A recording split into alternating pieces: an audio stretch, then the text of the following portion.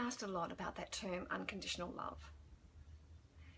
When clients come to me and they're having problems with their children or their partners or family or friends, often they feel guilty because they're trying to set a boundary and they're angry or they're sad, and they often should themselves into, well, if I love them, shouldn't I put up with this?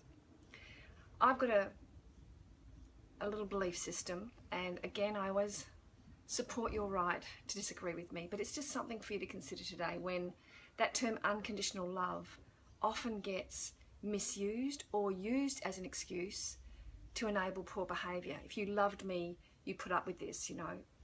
So we know that the beautiful ambassadors for unconditional love are really pets and children.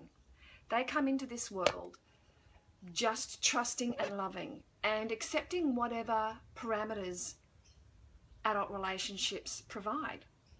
And I grew up personally in a violent, abusive home. And I remember doing a video for the Department of Education. I remember them saying, you know, why didn't you tell anybody what was going on? And I remember saying to them, tell them what? A child has no reference point that this doesn't go on in every home.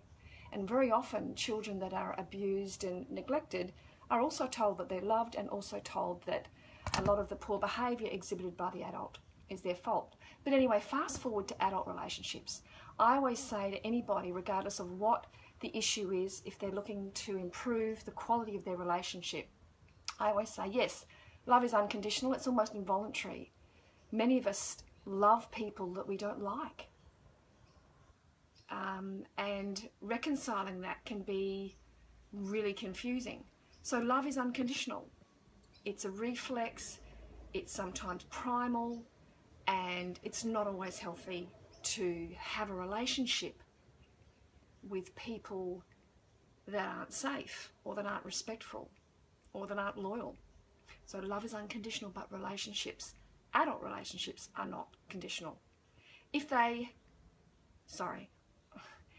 Love is unconditional, relationships are conditional. They need to be. There needs to be a code of conduct for adult relationships. If relationships were also unconditional, why do we have wedding vows? It doesn't matter if you're a Zulu warrior or, you know, what religion you are. Some people, when they sign up to a wedding vow, you know, they're signing up to polygamy. But nonetheless, there's a code of conduct. There are terms and conditions for adult relationships. So love is unconditional, relationships are conditional. Sometimes when it comes to that really difficult question, can I bear the accusation of betrayal from another and not betray my own soul? The most important relationship we have with anybody on this planet is the one that we have with ourselves. And what are the terms and conditions with your relationship with yourself? Do you have a moral compass? What's your true north? Do you honour your authentic self? Are there disciplines that you need to maintain, conditions that you need to maintain in order to preserve your self-respect? And I know I say it a lot, but self-respect is the ultimate currency in life. And it's conditional on behaviour. We can have behaviour that we exhibit. You know, when I was drinking and drugging for the first, up until I was 33, I didn't have any conditions on my behaviour. I had poor behaviour all the time. I gossiped, I betrayed, I neglected, I abused, and mostly myself. I abused drugs and alcohol and remained emotionally numb, so I didn't have to have any personal boundaries up, and I didn't have to take responsibility.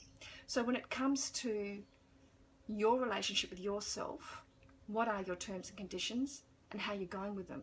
Are you regressing or progressing? Because if your terms and conditions of the relationship you're having with yourself are healthy and constructive and build self-respect, the relationships you have with other people will also mirror that. So, food for thought. Love is unconditional, but relationships are not. And nobody has to put up with poor behaviour. Biology does not buy you rights in adult life. Respect must be earned by everybody, including biological partners, spouses, and friends. Food for thought. Mwah. See ya.